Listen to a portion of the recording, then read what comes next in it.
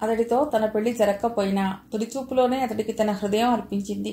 తర్వాత తల్లిదండ్రులు తీసుకొచ్చిన సంబంధాన్ని ఎదురాడక చేసుకున్నా ఇప్పుడు 4 బిడ్డల తల్లి అయినా పెనిమిటి ప్రేమాభిమానాలకు సిరి సంపదలకు లోటు లేకపోయినా అతడు మనసున కదిలినప్పుడల్లా విషాదంగా ఓ నిట్టూర్పు విడుస్తుంది. ఎందుకో అతడితో మాట్లాడాలంటే ధైర్యం సన్నగిల్లింది నిర్మలకు. అతడు ఆనాడు తన సమాధానాలలోని లోపాలను ఎత్తి చూపలేదు, ఈనాడు చూపలేదు. ఇప్పుడు వినత పరిహాసంలోనే తన లోపాలు బహిర్గతమైనట్టయ్యాయి. ఇంకేం నిగ్గదీస్తుందతడిని? చీకాగ్గా పీలవంగా మారిపోయిన వాతావరణం చెదరగొడుతూ, నిర్మలని ఇంటర్వ్యూ చేసినట్టు మిమ్మల్ని చేస్తానని అనుకోకండి, కానీ మిమ్మల్ని ఒక మాట అడగనా వినత? శశాంక మృదు మందహాసంతో ప్రశ్నించాడు. ఈనాటి అవివాహితులైన ఆడపిల్లలకు మీరిచ్చే సందేశం ఏమిటి?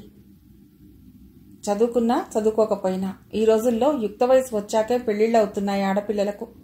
వైవాహిక జీవితం గురించి కేవలం మధురోహలతోనే ఊగిపోక తన జీవితం పట్ల, తన జీవితం పంచుకోబోయే వారి పట్ల, ఇరుగు పొరుగు పట్ల ఒక పవిత్ర కర్తవ్యాన్ని ఏర్పరచుకోవలసిన అవసరం ఎంతైనా ఉంది ఈనాటి ఆడపిల్లలకు.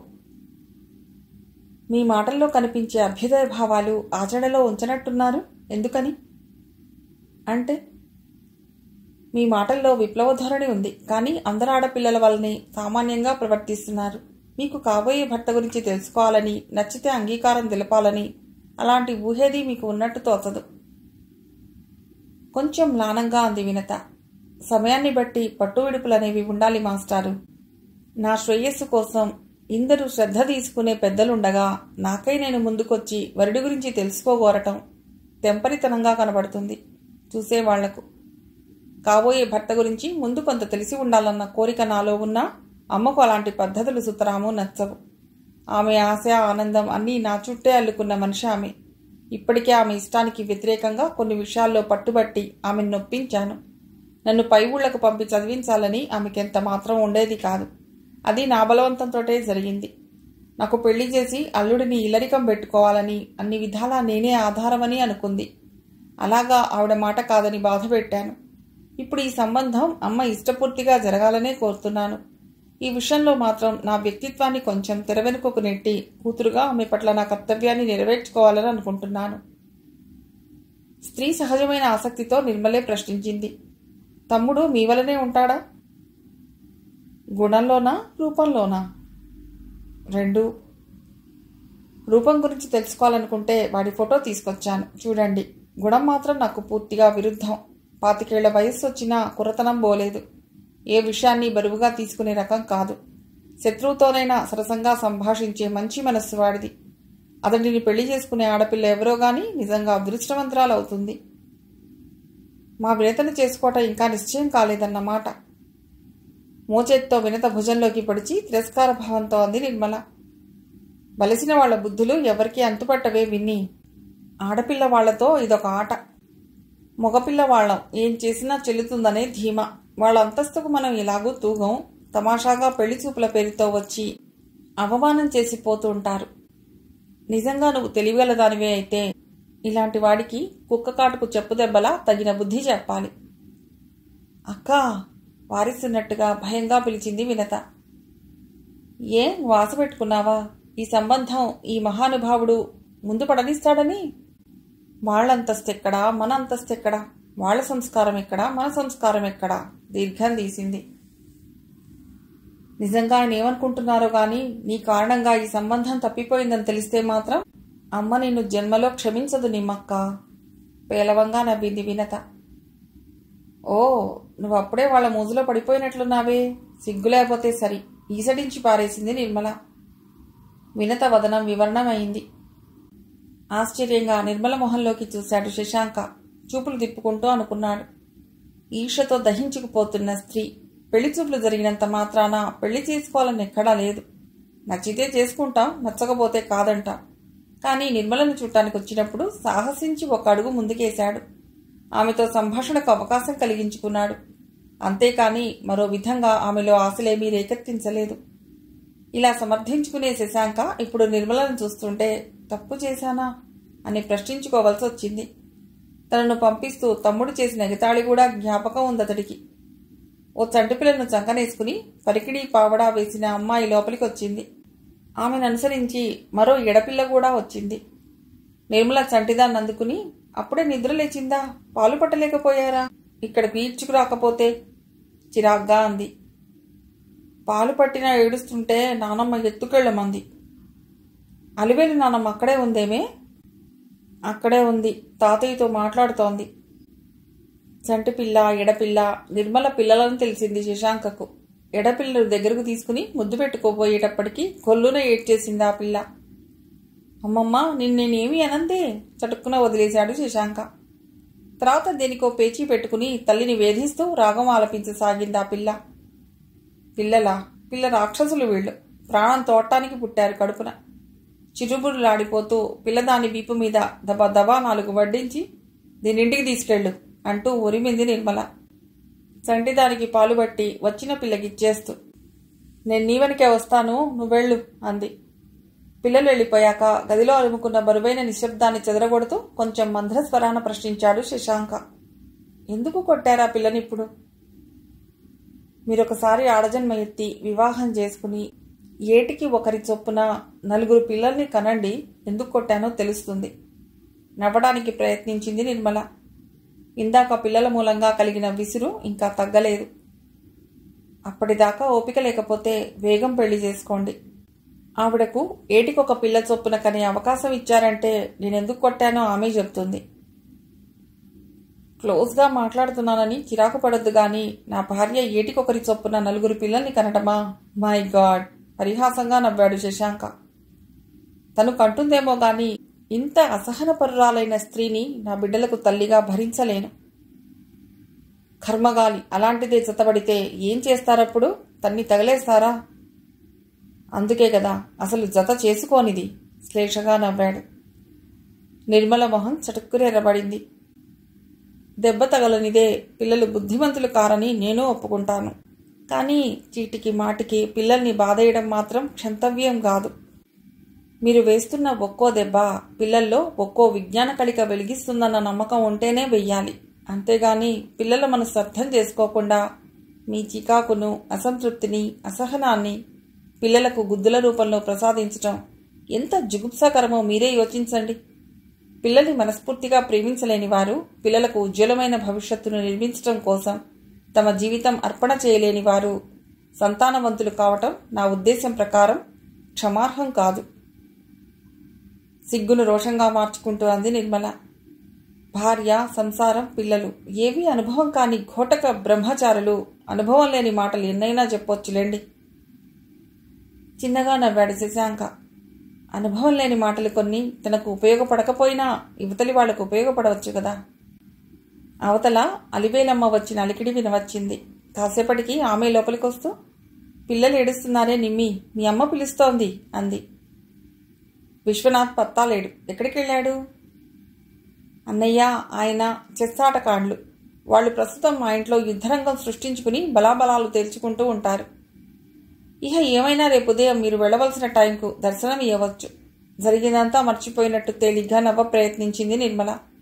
వస్తాను మహాశయ, ఈ అభాగ్యురాల్ని కాస్త జ్ఞాపకం ఉంచుకోండి. శశాంక తర్కించకుండా ఎప్పుడెడుతున్నారు అంటూ ప్రశ్నించాడు.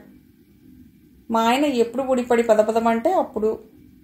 నిర్మల సెలవు తీసుకుని విశ్రమించింది. వినత ఎప్పుడు వెళ్ళిపోయిందో తెలియదు. నిటారుగా కాళ్లు చాపుకుని వెల్లకిలా పడుకున్నాడు శశాంక. అప్పుడప్పుడు చల్లగాలి నెమ్మదిగా సాగి వస్తూ చింత చెట్టు పండుటాకులు తనతో తీసుకువచ్చి మీద రాలుస్తుంటే సన్నగా కునుకుపట్టింది శశాంకకు. మర్నాడు భోజనం చేస్తేనే గాని ప్రయాణం కానివ్వలేదు అలివేలమ్మ. వాళ్లు బయలుదేరే వేళకు నిర్మల కూడా నిండుగా అలంకారం చేసుకుని ఊడిపడింది. రాత్రి భర్త వచ్చాట. వెళ్ళిపోతూ చెప్పిపోవడానికి వచ్చింది. మళ్ళీ ఎప్పుడొస్తావే? విన్ని పెళ్లికి నవ్వి తిరిగి అడిగింది నిర్మల. పిన్ని, పిల్లను మెచ్చినట్టేనా ఆయన? ఏమో, ఇంకా ఏదీ మాట్లాడలేదతడు. అవునో కాదో ఇక్కడే తేల్చివేయమని రాదు. మళ్ళీ మళ్ళీ తిరగటానికి మగవాళ్ళెవ్వరూ లేరని చెప్పు. ఆ మాటలన్నీ శశాంకకు వినబడుతూనే ఉన్నాయి. అలివేలమ్మ నెమ్మదిగా యువతలికి రానే వచ్చింది. ఏం బాబు, పిల్లని చూసావుగా, నీకు నచ్చితే నీ తమ్ముడికి నచ్చినట్టే అన్నావు. మరి ఏదో.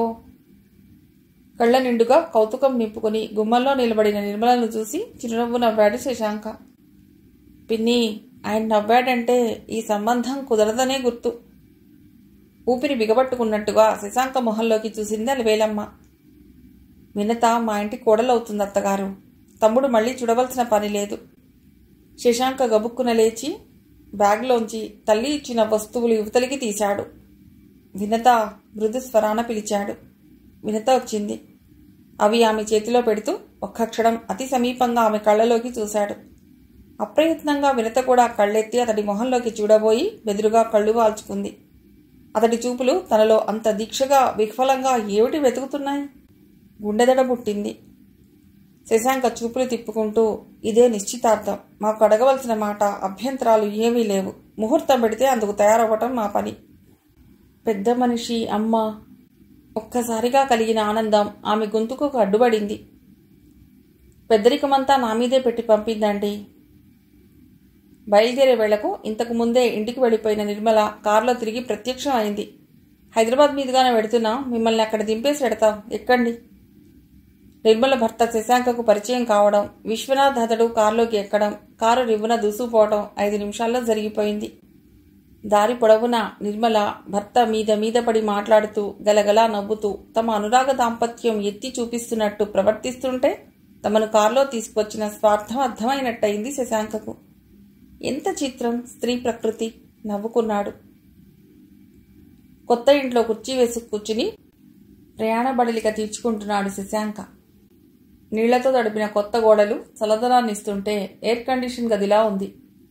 వాటి నుండి వెలువడే ఓ సువాసన ఏమిటో హాయిగా ఊరటగా ఉంది. అవతలి వైపు గోడకు గచ్చు వేస్తున్నారు. తాపీల చప్పుళ్ళు, ఇనుప తట్టలు, భళ్ళున వేసిన శబ్దం వినవస్తున్నాయి. మేస్త్రీ చేతి కింద పడుచు కుర్రవాళ్లే కాక పడుచు కన్నెలు కూడా ఉన్నారు. చిలిపి కయ్యం పెట్టుకుని సరసాలాడుతున్నారు. ఎరా, వెళ్ళిన పని కాయా పండా? సుమతి, ఆమెనకే నందకిషోర్ ప్రవేశించారు. ముహూర్తం పెట్టి పంపించమన్నాను. కిటికీలో కూర్చోబోతున్న నంద అన్నగారి ముందుకు ఒక్క దూకు దూకాడు. వాట్, ఏకంగా ముహూర్తం పెట్టమని చెప్పొచ్చావా? ఎందుకురా ఎగిరిపడుతున్నావు? ఈ భూమిలో నీకు నచ్చగల పిల్ల ఉందా? అంతే కదా, స్నిగ్ధంగా నవ్వాడు శశాంక. అంత బాగుందిరా పిల్ల. సుమతికి కూడా చాలా ఆశ్చర్యంగా ఆనందంగా ఉంది. అప్సరసలా లేదు గాని పర్వాలేదు. పర్వాలేదా? నా కొలతలేమిటో నీకు తెలీదా అమ్మా అంటూ నవ్వాడు శశాంక. కానీ వీడికంటే 10-12 పెద్దవుతుందేమో ఆ అమ్మాయి. తెల్లబోయి చూశారు శ్రోతలు. ఆ అమ్మాయి వయస్సుకు ఓ 10 పెద్దదానిలా మాట్లాడుతుంది. వీడేమో అసలు వయస్సుకు 5-6 చిన్నతనంగా ప్రవర్తిస్తాడు. అంత తెలివైన పిల్ల?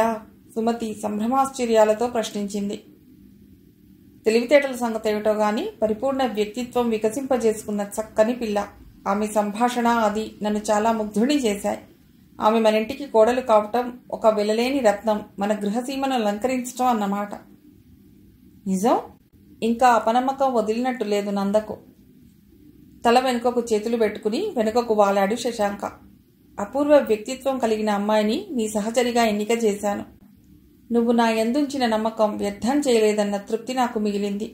తర్వాత అక్కడ జరిగిన ఒక్కొక్క విషయమే తెలియజేస్తూ వచ్చాడు శశాంక, తన పెళ్లి ప్రస్తావన మినహాయించి. ఇన్నాళ్లకు తన ఇల్లు కళకళలాడబోతోంది కదా అన్న ఆనందం, సంతృప్తి సుమతి ముఖాన్ని ప్రఫుల్లం చేశాయి. మేస్త్రి నారాయణ కిటికీ చెంత ప్రత్యక్షమయ్యాడు. పిల్ల ఎలాగున్నదండి? ఎలాగున్నదని అడగడంలోనే ఉన్నావా? లగ్నం పెట్టి పంపమని చెప్పి వచ్చాట అబ్బాయి. ఇహ ఇంటికి సున్నాలెప్పుడో రంగులెప్పుడో. రేపటెల్లుండే అన్నంత తొందర వ్యక్తం చేసింది సుమతి. అటువైపే చూస్తున్న శశాంక తమ్ముడేదో అందిస్తుంటే అప్రయత్నంగా చేయి జాపాడు. మడిచిన కాగితం ముక్కొకటి చేతిలో ఉంచేసి పెన్ను షర్టు జబ్బుకు తగిలించుకుంటూ వెళ్ళిపోయాడు నంద. విస్మయంగా అతడు పోయిన దిక్కే చూస్తున్న శశాంక చివరికి తల తిప్పి కాగితం మడత విప్పాడు. కీర్తిశేషులు చొక్కా మాధవరావు గారి జ్యేష్ఠ మనవడు చిరంజీవి శశాంక మోహన్ ఎంఏ పిహెచ్డికి కీర్తిశేషులు గారి పుత్రిక చీలాసౌ వినతా కుమారి గారి బిఏ అను కన్యామణితో ఇలా ఉండాలి లగ్నపత్రిక. నంద. ముందు ఇదేదో జోక్ అనుకున్నాడు శశాంక. కానీ లగ్నం పెట్టించమని చెప్పి వచ్చాను అనేటప్పటికీ మారిపోయిన తమ్ముడి ముఖలక్షణాలు గుర్తుకొచ్చి జోక్ కాదన్న నిర్ణయానికి వచ్చాడు. స్థాడువులా కూర్చుండిపోయిన శశాంక కేసి చూడకుండా తన ధోరణిలో కొట్టుకుపోతోంది సుమతి. కబుర్లుంటే చాలు, ఎంత అర్జెంటు పనైనా ఇట్టే మర్చిపోగలడు నారాయణ. రాత్రి 10 గంటలవుతోంది సమయం. శశాంక, సుమతి భోజనాలు ముగించారు. నంద అప్పుడనగా వెళ్ళినవాడు ఇంకా రాలేదు. ఏ ఫ్రెండ్ అయినా సినిమాకు లాక్కెళ్ళాడేమో. అయినా ఒక్క ముక్క ఇంట్లో చెప్పి పెడితే బాగుంటుంది కదా. ఎంతసేపని కనిపెట్టు కూర్చోవటం? పైకే విసుక్కుంటూ గడపలో ఒట్టి నేల మీద నడుం వాల్చింది సుమతి. అమ్మా, పడుకున్నావా? అప్పుడే కునుకుపట్టిన సుమతి చప్పున లేచి కూర్చుంది. సినిమాకెళ్ళావా బాబు? ముభావంగా కాళ్ళు కడుక్కోవడానికి వెళ్ళిపోయాడు నంద. అతనొచ్చిన గుమ్మానికి ఎదురుగానే కూర్చున్నాడు శశాంక. అతడికేసి రెప్పపాటు కాలం తీక్షణంగా చూసి చూపు మరల్చుకున్నాడు. కొడుకు భోజనం ముగించాక వంటగది సర్దిపెట్టి పక్క మీదికి చేరింది సుమతి. తిన్నాక కాసేపు తిరగకుండా కూర్చోకుండా వెళ్ళిపోయి ముసుగుతన్ని పడుకున్నాడు నంద. వాహనాల చప్పుళ్ళు, మిల్లుల చప్పుళ్ళు అన్నీ సద్దుమణిగి రాత్రి నిశ్శబ్దాన్ని ప్రశాంతంగా పాలిస్తోంది. అప్పుడప్పుడు ఎక్కడో ప్రమాదం జరిగిన చోటు నుండి వచ్చే గోలలా ఒక్కసారిగా చెట్ల మీద పక్షులు కలకలా రుదజేస్తున్నాయి. రాత్రి మహారాణికి కమ్మని సంగీతం వినిపిస్తున్నట్టుగా ఎక్కడో జుమ్మని పాడుతోంది తుమ్మెదొకటి. అందరూ పడుకున్న చాలాసేపటి వరకు అలాగే కుర్చీలో కూర్చుండిపోయిన శశాంక నెమ్మదిగా లేచి తమ్ముడి పక్క సమీపించి అతడు కప్పుకున్న దుప్పటి ఇస్తరున లాగేశాడు. బయటికి పద, మాట్లాడుకుందాం. ఆ ఇంటి విశాలమైన ఆవరణలో పారిజాతం చెట్టొకటి ఉంది. దాని సరసనే మరొక మందార చెట్టు కూడా ఉంది. దాని చెంతనే ఆసీనుడయ్యాడు శశాంక. శుక్లపక్షం అర్ధచంద్రుడి లేత వెన్నెల చెట్టు చేమలకే కాక రాతి రప్పలకు కూడా వింత అందాన్నిస్తోంది. చెప్పు, ఎందుకలా రాశావు? అదేమిటో తెలుసుకునే ప్రయత్నం కంటే దండించే తీవ్రతే ఎక్కువగా వ్యక్తమవుతోంది నీలో.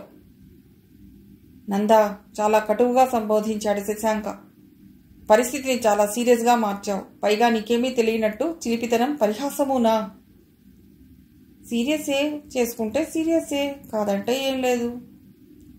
మెట్ట వేదాంతిలా మాట్లాడకు. నువ్వు రాసిన దాంట్లో అర్థం ఏమిటి? అంత అర్థం కాకుండా ఏం రాయలేదనుకుంటాను. అర్థం కావడం కాదు, అదెంతవరకు నిజమా అని. నిజం కాదని ఎందుకు అనుకుంటున్నావు? ఏమిటి ఇది నాటకం? నాటకం ఏం లేదు, జరగవలసింది అంతే. ఏమిటి జరగవలసింది? ముందు నీ పెళ్ళి, తర్వాతే నా పెళ్ళి. నా పెళ్లి పెద్దరికం నువ్వు తలకెత్తుకున్నావా? శశాంక చాలా హేళనగా కటువుగా అడిగాడు. నా పెళ్లి ప్రసక్తి ఎప్పుడో అంతరించిపోయింది. నువ్విప్పుడు పరిగట్టుకుని పైకి తీయాలనుకోవటంలో లాభం లేదు. ఇప్పుడు జరగవలసింది నీ పెళ్లి అంతే.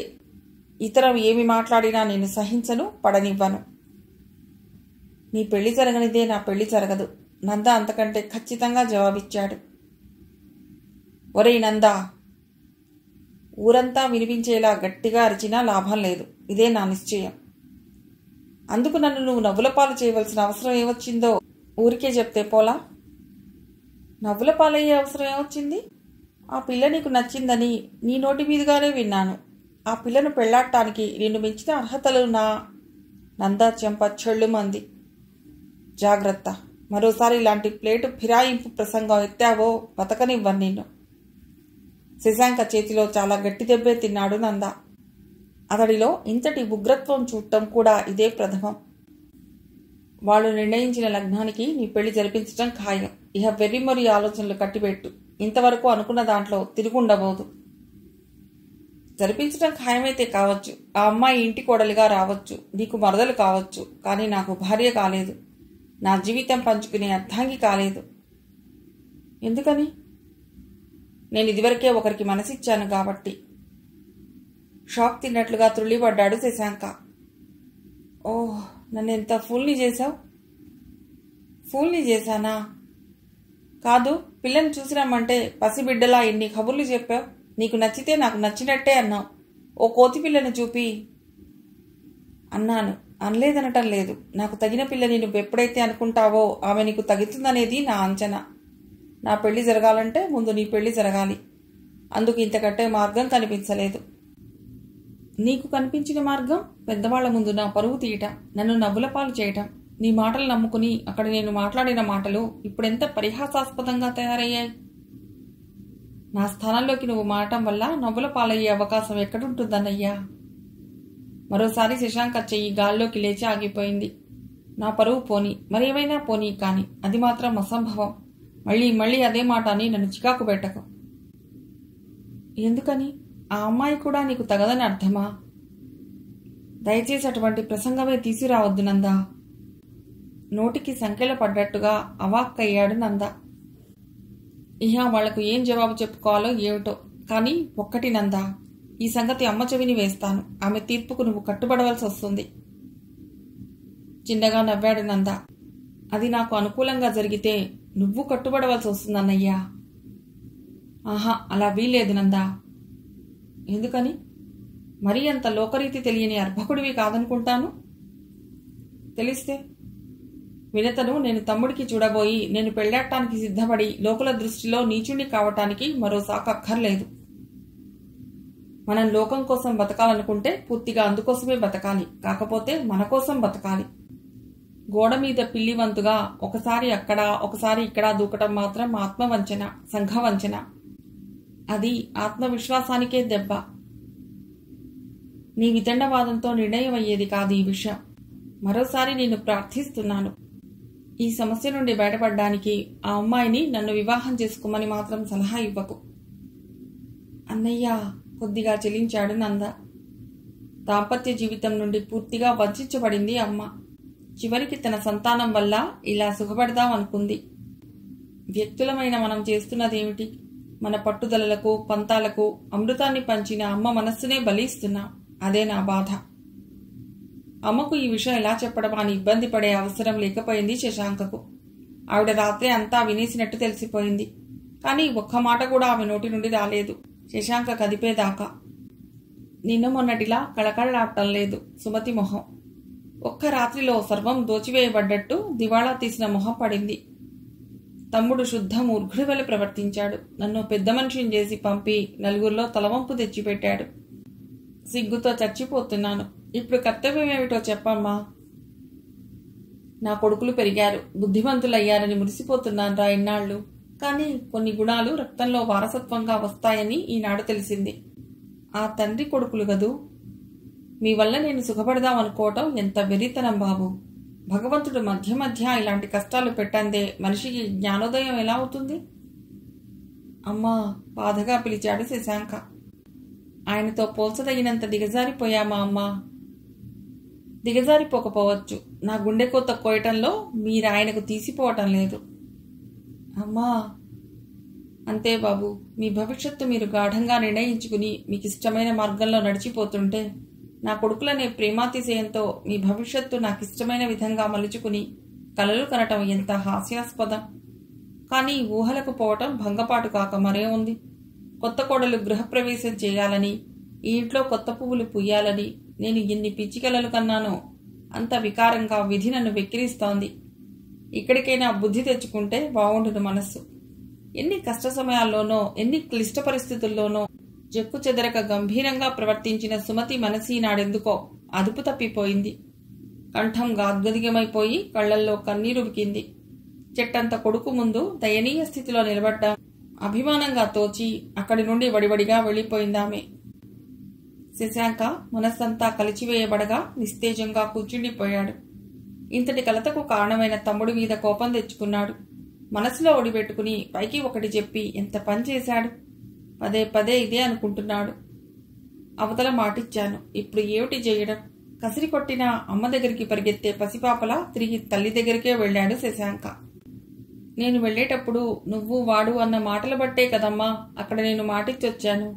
ఇప్పుడు వాళ్లకు ఏం సమాధానం చెప్పుకోను? ఒకనాడు ఇంచుమించు ఇలాంటి పరిస్థితే నీ వల్ల నాకు ఏర్పడింది, గుర్తుందా శశి? ఇప్పుడు చేయడానికి మాత్రం ఏముంది? ఎలాగో ఒకలా మెడలు వంచి నందని ఈ పెళ్లికి ఒప్పిస్తాననుకో. వాడు మరెవరికో మనసిచ్చానంటున్నాడు. చూస్తూ ఇంటి కోడలికి ఒక కట్టెతో కాపురం చేసే దుస్థితి కలుగజేద్దామంటావా? కర్తవ్య విమూఢుడి వలె తల్లి మొహంలోకి చూశాడు శశాంక. పొరపాటేమో జరిగిపోయింది. నువ్వు నాకు పెట్టిన హద్దులు తొలగించావంటే ఆ పిల్లను నా పెద్ద కోడలిగా చేసుకుంటానని చెప్పొస్తాను. క్షణంలో వివరణమైంది శశాంక వదనం. ఇదివరలో నాకెప్పుడో వివాహయోగం ఉండకపోతుందా అనుకునేవాణ్ణి. ఆ పిల్లను చూశాక అక్కడే నా చివరి ఆశ అంతమైపోయిందమ్మా, ఆవేదనగా అనుకున్నాడు. అమ్మా, నేను పెళ్లి చేసుకుంటాను, ఎలాగో గొంతు పెగుల్చుకుని అన్నాడు.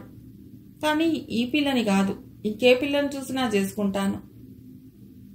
ఏమన్నావు? కొద్ది క్షణాలు కొడుకు మొహంలోకి నిదానించి చూసింది సుమతి. అతడి హృదయగత భావాలు చూచాయిగా అర్థమైపోగా చివ్వున లేచిపోయింది. అంత పెద్ద శిక్ష నువ్వు నా కోసం వేసుకోనక్కర్లేదు బాబు అంటూ. కాలం బరువుగా మారిపోయింది సుమతి ఇంట్లో. ఇంతకుముందు పూల మీద తేరులా దొర్లిపోతున్నదని కాదు, భర్త వల్ల కలిగిన ఆఘాతం సుమతిని స్తబ్దంగా గంభీరంగా మార్చేసింది. బిడ్డలను పెంచి పెద్ద చేసింది గాని తన ఆలోచనలు విషాదాన్ని ఏనాడు వాళ్లకు పంచలేదు. తన లోకం తనకే పరిమితం చేసుకుంది. కానీ వయసొచ్చిన బిడ్డలు అమ్మ అంతరంగాన్ని గుర్తించకుండా ఎలా ఉండగలరు? ఈ ఇంట్లో చిక్కనైన ఏకాంతం పల్చబడాలన్నా, అమ్మ మొహంలో గూడుకట్టిన నిర్వేదం పారిపోవాలన్నా ఒక కొత్త మార్పు జరగాలి. అన్నదమ్ముల్లో ఎవరికో ఒకరికి వివాహం జరిగితే గాని ఆ కొత్త మార్పు సంభవం కాదు. ఇంట్లో ఏర్పడిన ఈ స్తబ్దత నుండి, ఈ ఏకాంతం నుండి బయటపడాలని కొన్ని రోజుల నుండి తహతహలాడిపోతున్నాడు శశాంక. అందుకు పరిష్కారం తమ్ముడు పెళ్లి అనుకుంటే ఆ పెళ్లి ప్రయత్నమే మరో గడ్డు సమస్యను మెడకేసింది. నంద కాలు తిరగనేర్చింది కాబట్టి ఈ ఇంటి స్తబ్ద వాతావరణం అతడినేమీ చెయ్యదు. ఈ కొత్త సమస్య సృష్టి జరిగాక కూడా నలిగిపోతున్నది ఈ ఇద్దరే. సృష్టించినవాడు చిదానందంగానే తిరుగుతున్నాడు. ఈ సమస్యలా ఉంచినా నంద కోరిన అమ్మాయి సంబంధం మనకు అనుకూలమగునా కాదా అని పరిశీలిద్దామంటే అందుకు అవకాశం ఇవ్వటం లేదు నంద. ముందు అన్నయ్య పెళ్లి నిశ్చయం కాని అప్పుడే చెప్తాను ఆమె వివరాలు అన్నాడు. తమ్ముడి మీద కోపం తెచ్చుకోవటం కాక పరిష్కారం కోసమే ఎక్కువగా ఆలోచించాడు శశాంక.